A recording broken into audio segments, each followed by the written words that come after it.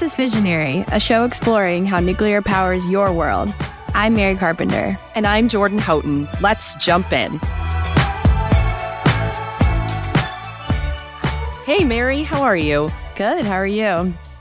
I'm doing great. I'm really excited for today's episode. I'm really excited because we're taking some time today to talk about how pop culture has influenced the perception of nuclear energy. And there's a ton of examples that we're going to dive into, but I think the biggest one that we have to hit right off the bat is The Simpsons. Are you a Simpsons fan? Did you watch The Simpsons?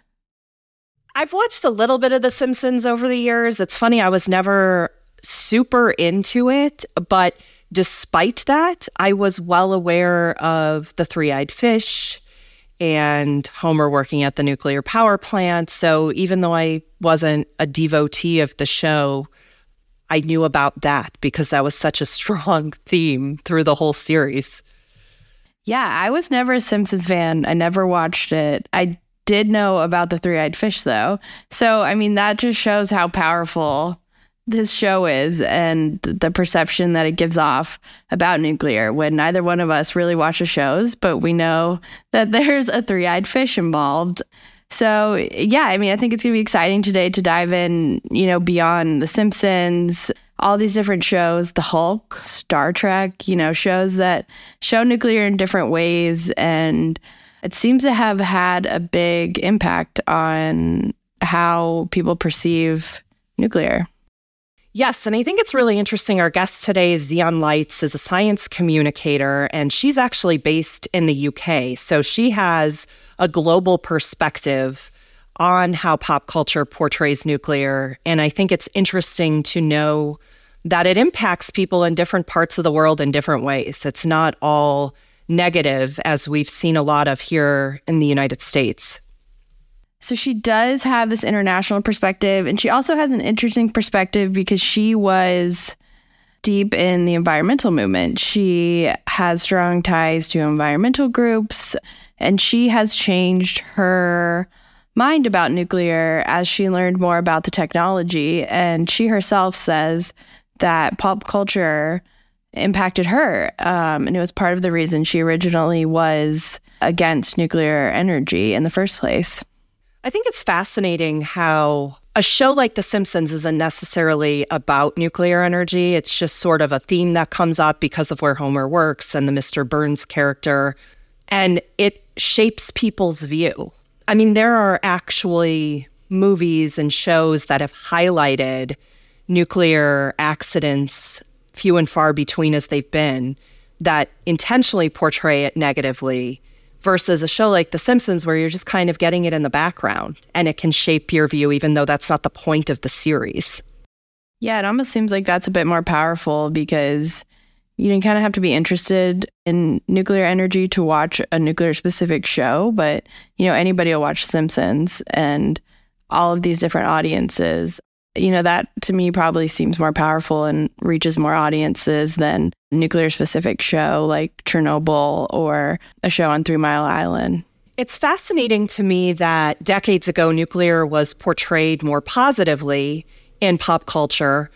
Xeon mentions Star Trek as an example of that, where nuclear is a part of everyone's everyday lives and is not something to be scared of and is not even highlighted. It's just sort of taken for granted as an integral part of society. And then we went to a place where there was a lot of negative stuff around nuclear. And I'm wondering if we're coming back around to more positive portrayal as we're learning more about the benefits of nuclear power. Oliver Stone, famous director, had his Nuclear Now documentary come out that shows that nuclear energy is imperative for fighting climate change. And I think we're seeing that climate change message a lot more in Hollywood. And, if we're talking about that in pop culture and we're talking about that in movies, I think that brings up the conversation about solutions. And Nuclear Now does a really good job of showing how nuclear is such a good solution and is a needed solution for climate change. And hopefully as the climate change conversation continues in Hollywood and on our screens, that the conversation around nuclear will continue as well.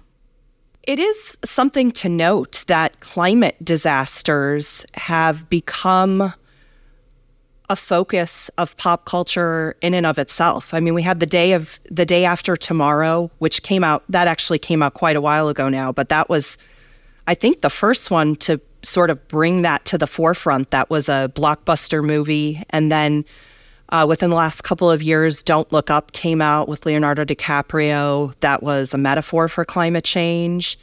So I do think people are seeing climate change as the disaster in pop culture now more than previously. I think that brings an important part that, you don't always have to talk about the benefits of nuclear, but it is important in these pop culture TV shows and movies that they're providing the facts. And that doesn't always happen, as we saw with the three-eyed fish in The Simpsons. So don't believe everything you see on TV. We are not aware of three-eyed fish. Yeah. Though I totally understand how some of this is scary for people to see. I mean, certainly there's pop culture, plenty of pop culture around nuclear weapons disasters, which is a totally separate thing than nuclear energy. But I think a lot of it gets conflated, and I get how it's scary for people. Yeah. I mean, people think nuclear, and, I think one of the most important things that a nuclear communicator can do is ensure that people understand that distinction, especially with movies like Oppenheimer coming out, which I heard was great. I have not seen it yet. What did you think about Oppenheimer? I know you saw it. It was an excellent movie. I loved it. I'm a bit of a Manhattan Project geek, so it was fun to see it. The story on the big screen. There was a lot included, a lot left out, but I think that the tone was right. It wasn't, I know there was some concern initially that was it going to seem like it was too pro-nuclear weapons, but I think that it took a more critical view of what happened historically, and I thought it was a really well-done film. Our interview today with Xian was actually recorded before Oppenheimer was released, but we are now having this conversation after, so I was able to see the movie. Well, I am looking forward to seeing Oppenheimer, and I'm looking forward to today's conversation. So let's jump in with Xian Lights.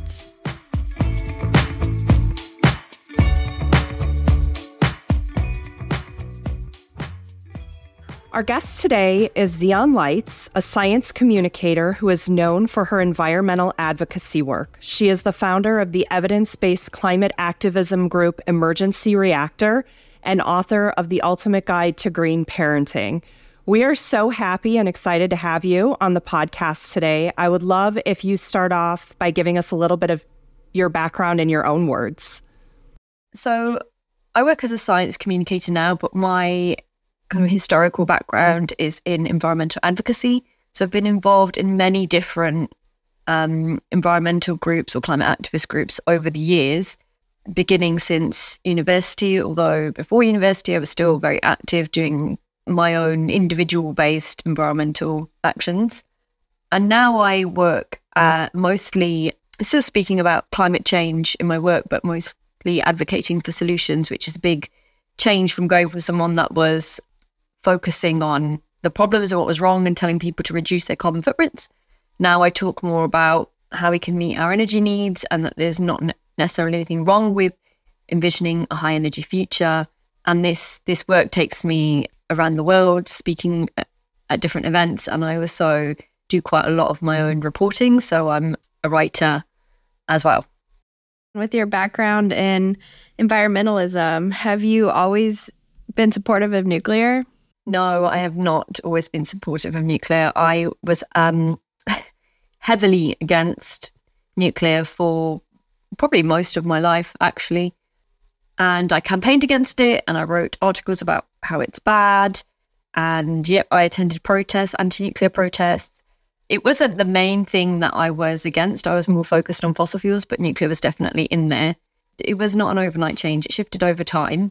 And then a few years ago, I decided that I should maybe start being vocal about that instead of having quietly changed my mind. But obviously doing so publicly came with its own consequences, and, I lost some friends, lost some colleagues through that. So it's been a journey. What changed your mind? Well, it wasn't one thing, but it happened because of my friend John, who's an engineer.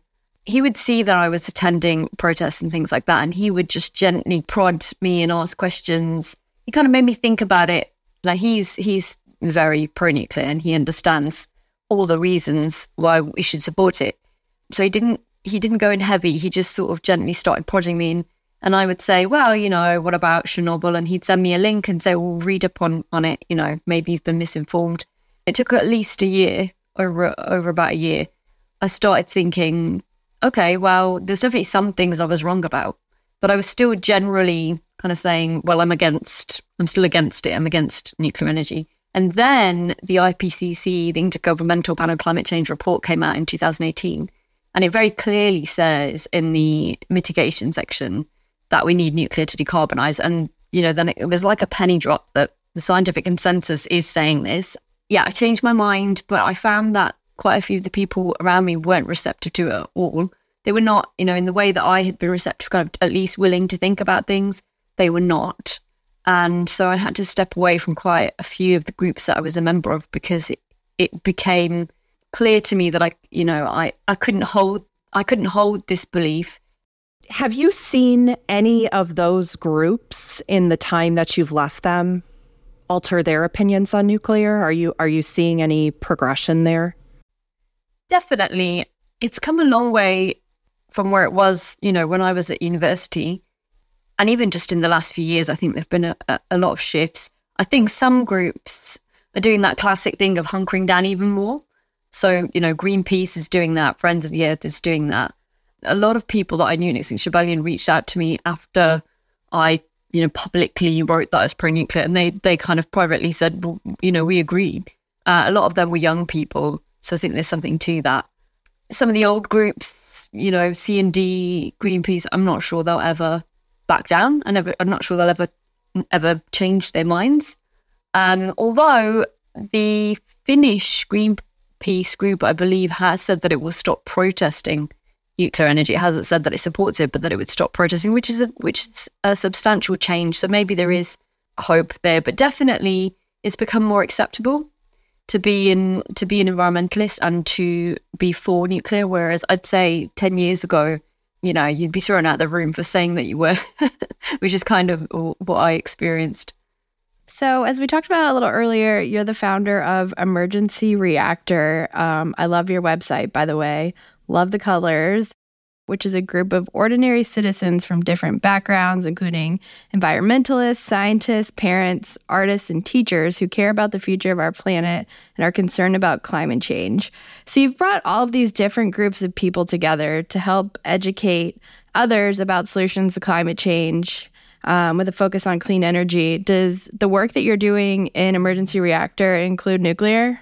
So we're campaigning for evidence-based solutions, and I'd say the main issue is nuclear, just because it's one of the most important solutions. It's not the only solution, but it's one of the biggest kind of things where we can make a difference to bringing down global greenhouse gas emissions. And I know your organization has 3 demands on your really great website. And the first is stop telling lies, which I think is really interesting. And you're basically advocating for stopping the spread of misinformation and fear.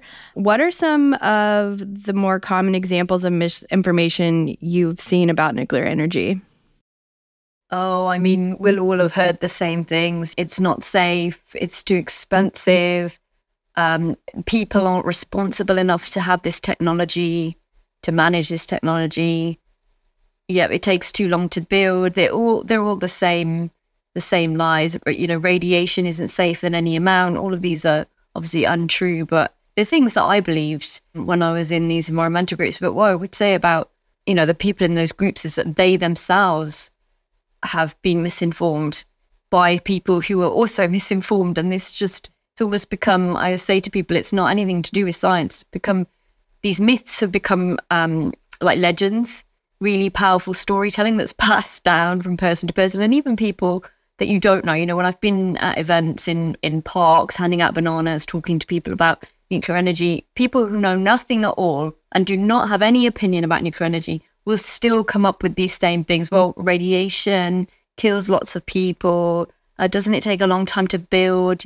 I'm so interested in your comment that people come forward who don't know anything about nuclear and they present things like radiation is bad, safety. And so clearly they are getting these ideas from somewhere.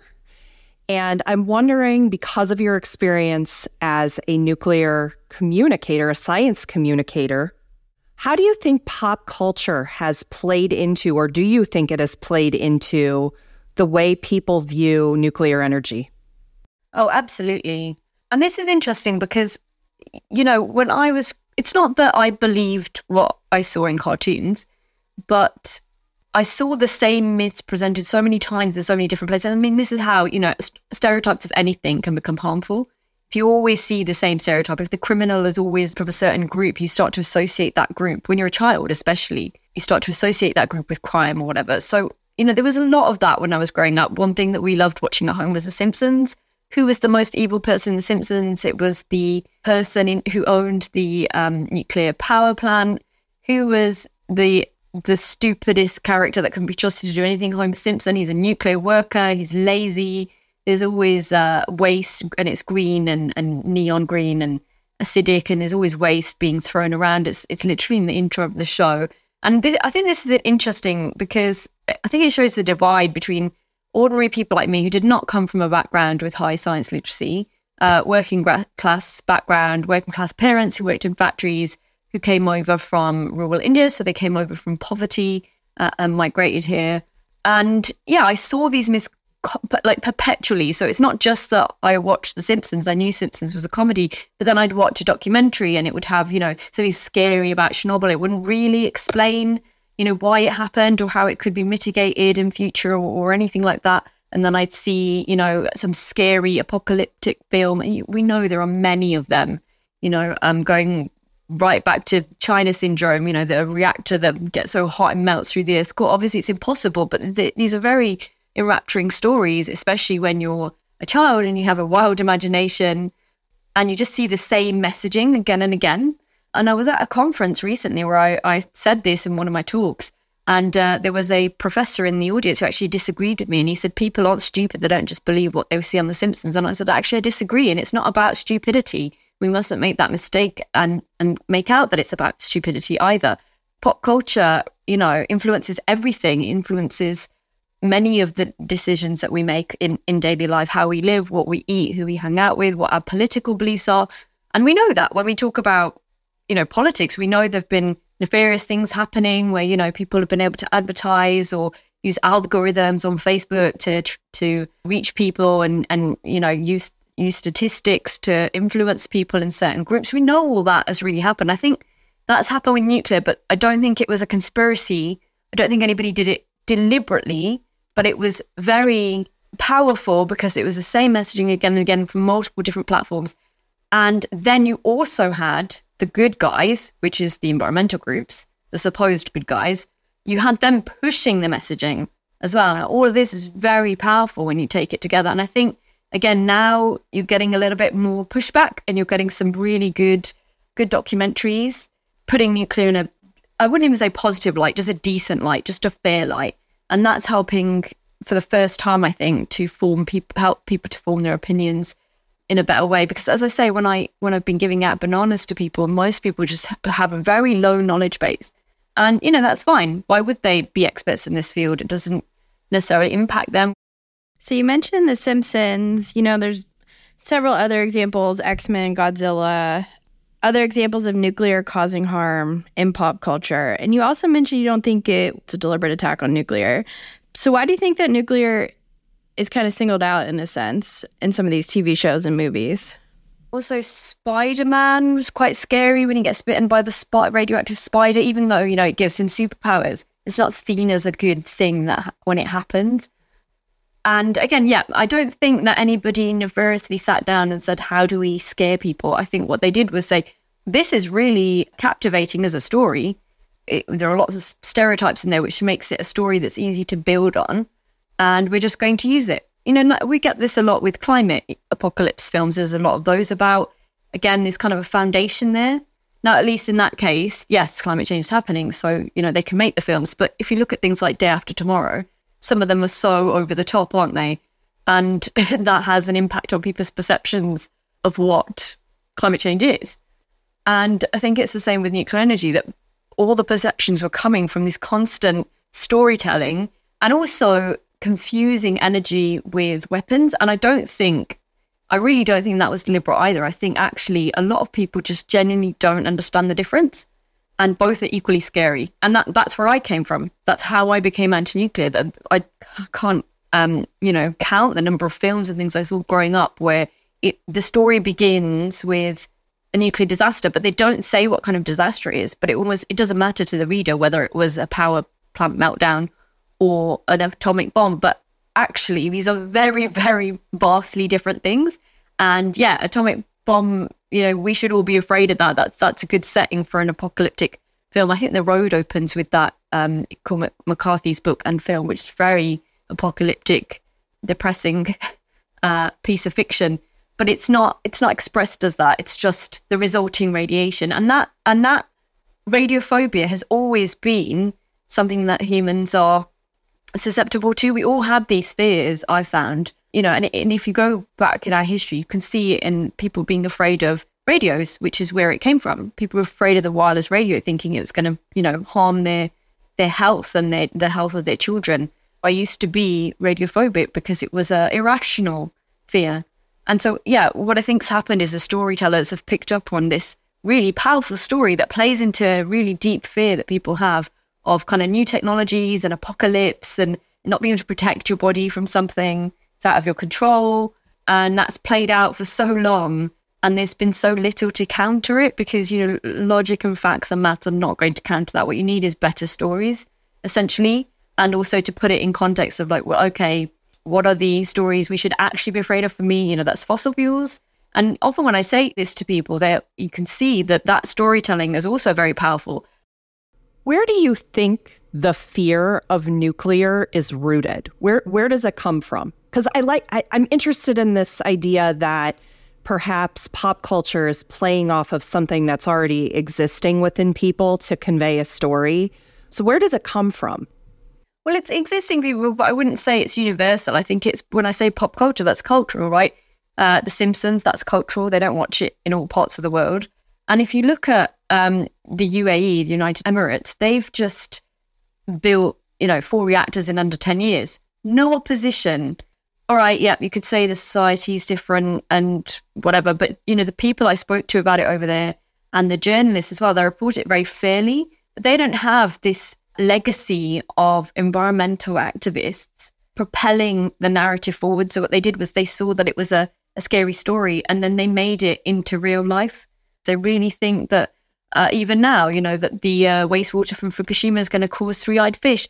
That's where that three-eyed fish comes from. It's from The Simpsons, Blinky the fish. So I think that it's a combination of influence of culture and our storytelling, our storytellers grabbing hold of our radiophobia, resistance to new technologies, and always fearing the worst. And I think then what happened, other cultures could have had that, other countries could have had that, but people would just dismiss it as stories. I think what's different here in many Western countries is that the environmentalists took hold of that and they brought that to your daily life as a real threat and not just a story that you saw on the screen that you could forget about.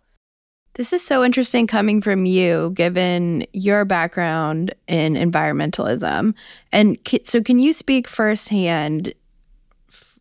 Did you get the sense that others, in your circles had also grown up with kind of this negative perception directly due to the things that they watched or listened to? So me and my siblings, we all grew up watching the same television programs, essentially. But I went on to become a protester. And they, had reservations about nuclear, but weren't necessarily anti. But the difference was that I cared about climate change. I wanted to do something about climate change. So I stepped in to initially Greenpeace and then over the years, many different groups. And when each group confirms this belief that, yeah, nuclear is bad, they just confirm it. Like every time, it means you're even less likely to question it. It's actually quite hard to question it. So I know that's why people get impressed by the fact that I changed my mind, because it's so hard to do when it's in your community, a belief is in your communities, and when you've grown up with that belief, and you have strong feelings about it.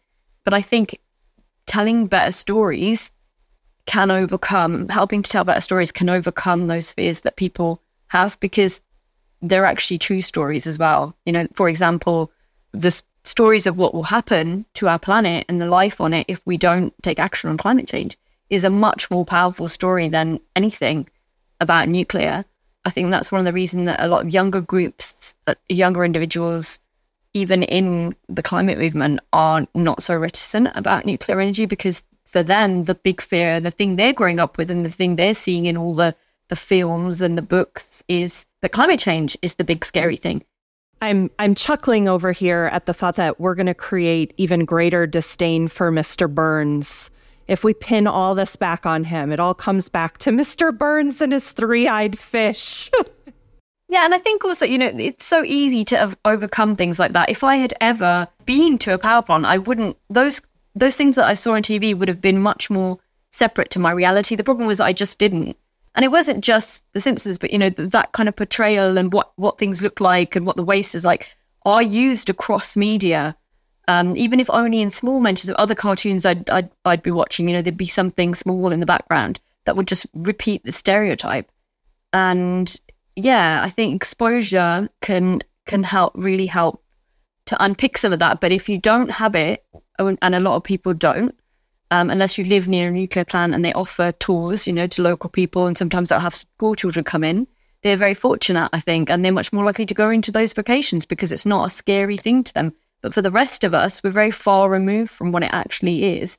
We are recording this just about a week before another huge nuclear pop culture release, and that is the new movie Oppenheimer coming out. And I'm wondering, what are your thoughts? We haven't seen the movie yet. I presume you haven't seen the movie yet. Are you expecting to have to do any damage control on nuclear as the result of this film? Or what are you thinking? You think it could be positive to inspire new conversation? I'm looking forward to seeing it. I think Cillian Murphy's a brilliant actor. Loved him in Peaky Blinders. And I think if it's kind of scientifically accurate, it could actually be helpful for having that conversation about, well, this is the atom bomb and this is a different technology. But also, I never start doing this work. I never start any day thinking there's not going to be some challenge. There's always something. 1 minute, people are freaking out about Zaporizhia. I mean, they've been doing this for, over a year now. Every few months, there's a new thing. Zaporizhia, something's happening at Zaporizhia. Nothing happens there. But there's, journalists getting excited and people on social media starting to decide there's a meltdown going on when there isn't, and catastrophizing really awful scenarios. So I'm actually always doing this damage control, going in and saying, well, actually, that's not going to happen. Actually, that reactor isn't capable of exploding. And that's, fine. They use an atom bomb, but that would be a problem anyway. The power plant is not what we need to worry about. The IAEA is monitoring it. I'd be more worried about, Ukrainians losing access to electricity at this point. Every other week, there's something, I would say new, but it's not even new. It's like a new spin on something that could be a big disaster. But sometimes journalists do it too. They write articles and they can be really irresponsible. And I'm usually quite quick to go in and try and correct things. And sometimes they'll hear that, and other times they'll just buckle down and not want to correct what they've said even though it's very wrong. And sometimes that's because the journalists are anti-nuclear and they know what they're doing and they don't want to hear your perspective. And sometimes it's just because their knowledge base is so low, and that can be quite good for having a conversation and getting them to report more accurately the next time, even if they don't correct what they've written in this time. And I've had this conversation with scientists, who are not from these fields. Have you seen any really good examples of nuclear in pop culture where you feel it's been represented accurately and good? There is, but I'd say it's probably quite niche.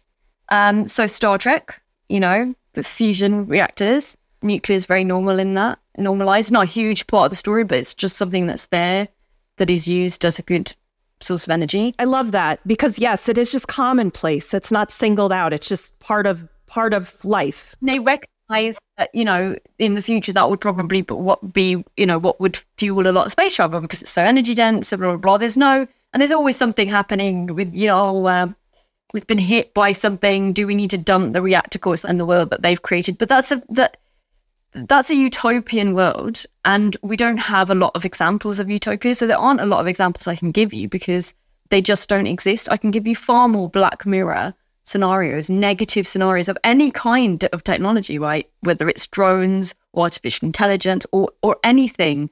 There are so many negative portrayals in written fiction and on the screen, and very few utopian. Another one is the Expanse series. This is a TV adaptation based on, I think it's 9 books, which I've read. It's quite dystopian, but it's all a spacefaring adventure. But nuclear is very well represented in that. But as I say, it's very niche.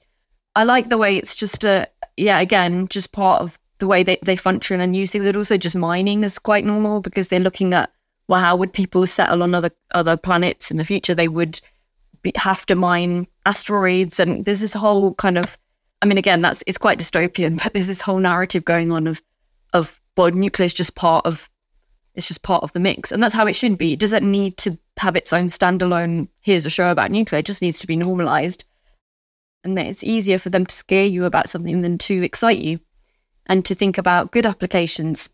So what do we do? How do we change this misinformation in what we're consuming?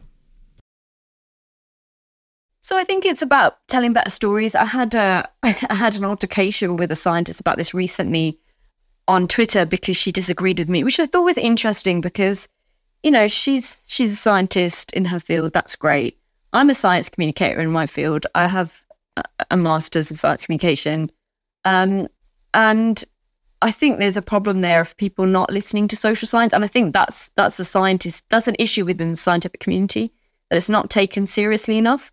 She was basically saying science isn't stories. Like she just completely denied that there's this entire area of masses of research of how to talk to people to reduce polarization, to combat misinformation, like just a whole massive area. And I couldn't convince her, but that's partly, Twitter is very polarizing and it's difficult to find common ground on there, though I did try.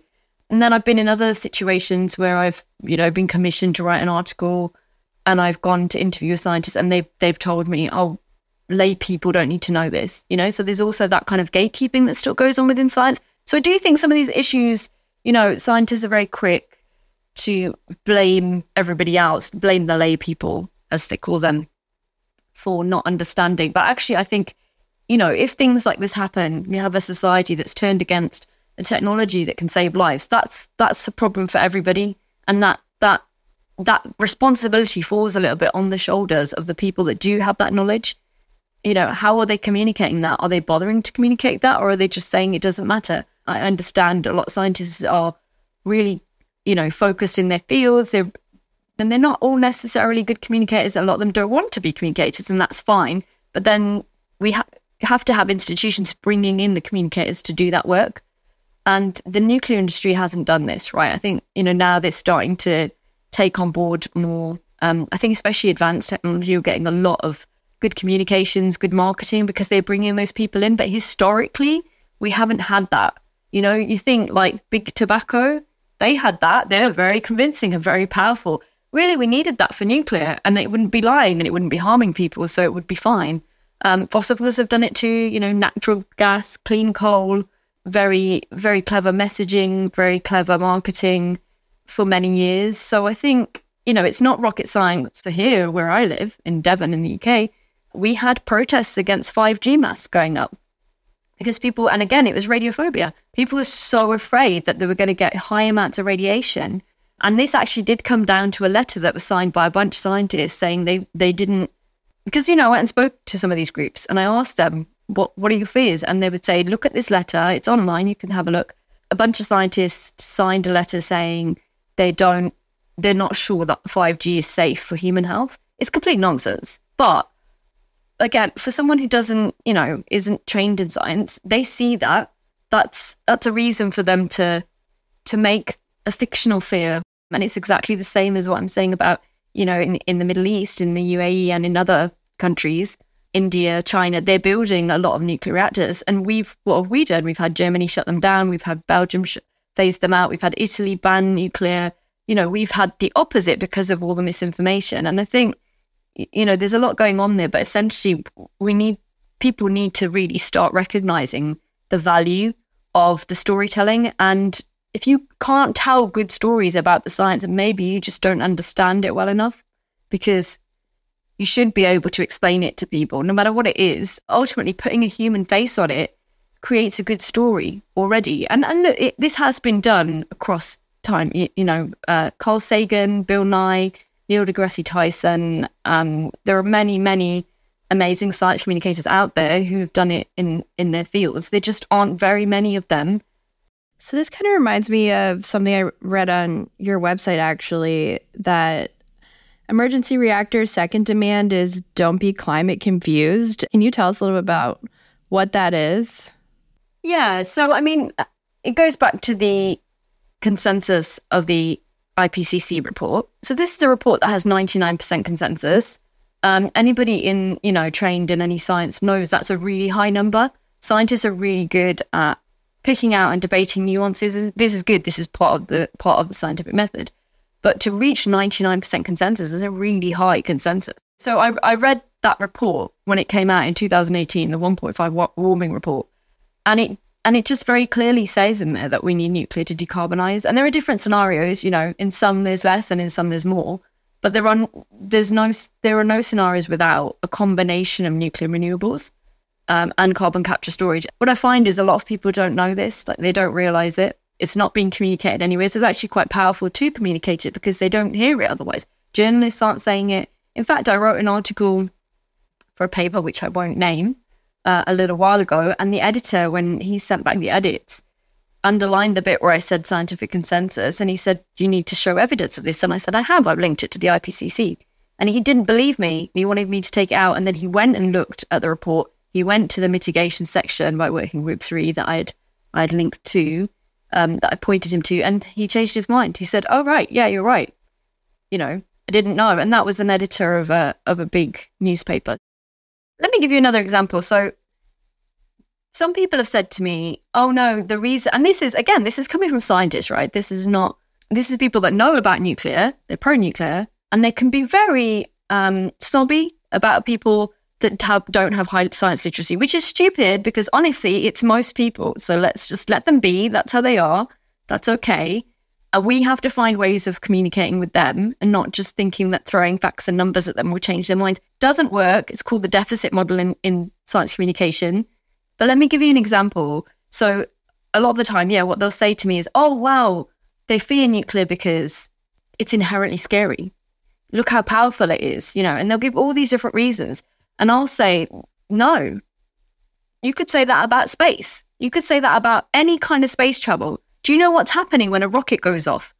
People don't protest those. They flock to see the rocket launches because they have been told and they believe and they love this story of human exploration and what we are achieving when we reach space, right? But we know that this is a very, very dangerous, if it goes wrong, this is very, very dangerous technology.